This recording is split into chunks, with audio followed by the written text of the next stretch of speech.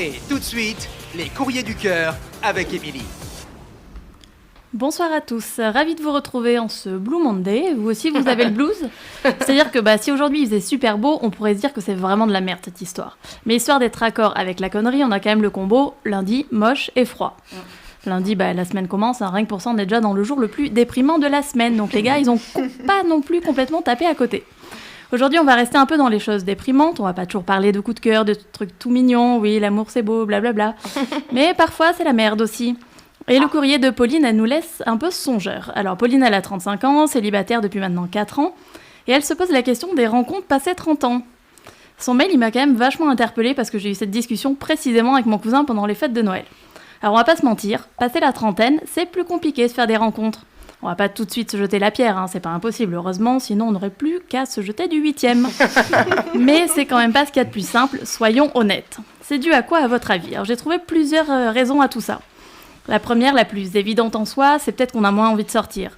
On a moins envie de faire les fous, on est un peu plus casanier, donc forcément, moins facile de rencontrer quelqu'un en restant chez vous, sauf si votre voisin se trouve être le mec le plus canon du monde. Dans ce cas-là, appelez-moi. Les groupes d'amis sont formés, il y a moins de nouveaux arrivants, la plupart ont des boulots où ils connaissent déjà tout le monde. Bref, c'est plus la vingtaine où on est étudiant, où on sort tous les soirs ou presque, où on parle à tous les inconnus dans la rue. Attention, cliché, mais à 30 ans, quand un inconnu t'aborde dans la rue, t'as plus tendance à le regarder avec des yeux dignes d'un lance-flamme en mode « Qu'est-ce que tu me veux, connard ?» Ça, c'est la première raison. Et pour ceux qui se sentent pas du tout concernés par ce que je suis en train de dire, ceux qui continuent à sortir régulièrement, à se faire de nouveaux potes tous les soirs, qui parlent toujours aux inconnus avec un grand sourire, y a la deuxième raison. Passé 30 ans, la plupart d'entre nous, ils ont déjà eu une vraie relation. Ils ont déjà envisagé l'avenir avec quelqu'un. Peut-être même que vous avez été mariés, vous avez des enfants, une maison. Et donc forcément, on n'a pas toujours envie de revivre la même chose, de se replonger dans les mêmes galères. Et on a peut-être un peu plus envie de liberté, d'indépendance et de vivre pour soi. Donc la vérité, c'est que c'est plus compliqué de trouver des gens prêts à des relations sérieuses, qui veulent s'engager, qui sont prêts à se poser et à fonder une famille. Il y en a, la preuve, c'est ton cas, Pauline, c'est mon cas aussi, mais c'est pas le cas de tout le monde. Et c'est bien le problème. Le nombre de mecs que j'ai rencontrés depuis ma dernière vraie relation sérieuse qui voulaient juste profiter du temps sans se prendre la tête, c'est presque flippant.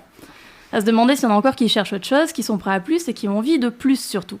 Puis je déteste ce terme, profiter sans se prendre la tête, comme si relation sérieuse rimait toujours avec prise de tête. Oui, souvent. Non. Mais ça pimente aussi quelque part. Bref, c'était la petite aparté.